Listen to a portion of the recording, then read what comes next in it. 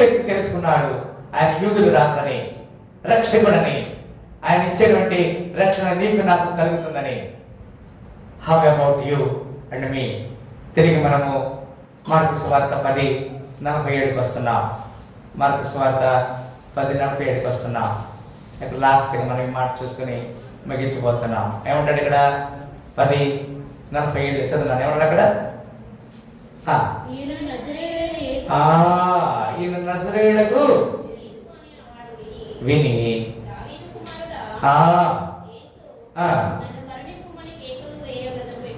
ఈ ఉదయకాల సమయంలో నజరేయుడైన యేసుని నీవు పిలుస్తున్నావా? యేసు పిలుస్తున్నా నువ్వు విశ్వాసం ఉంచుతున్నావా?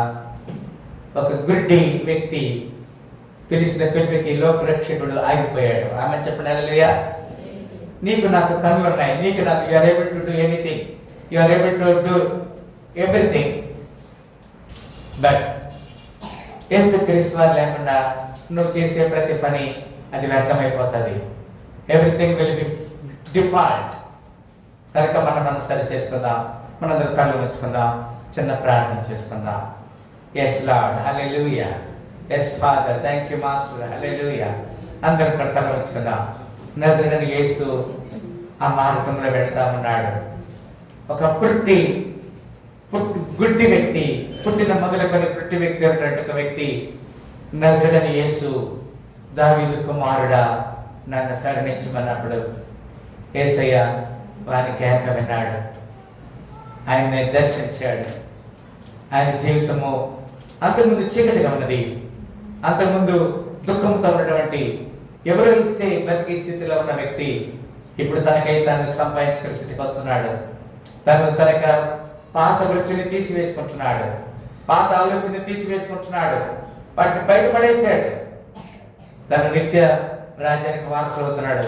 నీతిమంతుడైన, చిగురు అయిన, యోధా రక్షకుడైనటువంటి, బలవంతుడైనటువంటి యేసు క్రీస్తు వారిని చూశాడు. తన జీవితం మారిపోయింది. నేను నా జీవితంలో అలాంటి గడియ కొరకు సిద్ధంగా ఉన్నావా? Yes father, hallelujah. Yes Lord, hallelujah. Thank you master, hallelujah. Thank you Jesus, hallelujah. Thank you holy spirit, thank you father, hallelujah. Hallelujah, hallelujah, hallelujah, hallelujah. నీ ఆజ్ఞే లేనిదే ఏదైనా జరుగునా? నీ కంచె దాటగా, నీ కంచె దాటగా శత్రువుకు సాధ్యమా? నీ ఆజ్ఞే లేనిదే ఏదైనా జరుగునా? నీ కంచె దాటగా శత్రువుకు. మా దేవా నీవే మాతో ఉంటే అంతే చాలు. అపవాది తలచిన కీడులన్నీ మేలైపోను. ఏమైనా చేయగలవు అదమస్తం. ఆమె నీ నామముకే తెచ్చుకొందు యేసయ్యా. నీవైనా చేయగలవు, నీ నామముకే మహిమంతో యేసయ్యా. యేసయ్యా నీకే సాధ్యమో. యేసయ్యా, యేసయ్యా